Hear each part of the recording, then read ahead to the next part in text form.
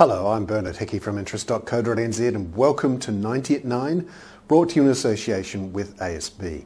This is our morning briefing where you get everything you need to know in 90 seconds at 9 o'clock, starting now with news that Japanese exports fell 49.4% in February from a year ago.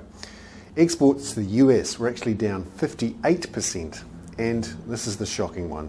Car exports from Japan fell 70% in February from a year ago. Now, this is the world's second largest economy and the fourth biggest buyer of New Zealand's exports. So we have to watch this one closely. It shows that global trade has sharply reduced in the last 6 months or so as the US consumer stops buying imported goods from the rest of the world.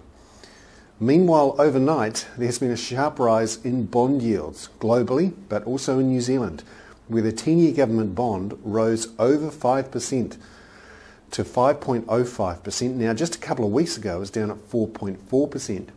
Now, this means that some banks have started increasing their long-term fixed-rate mortgages, and just this morning we've seen ASB increase its 5-year fixed-rate mortgage to 7.25%. That's up 0.5%. Also overnight, we saw that the UK gilt auction, that's the government bond there, that auction failed for the first time in 7 years. Simply, there is so much government debt coming onto the market just couldn't handle it.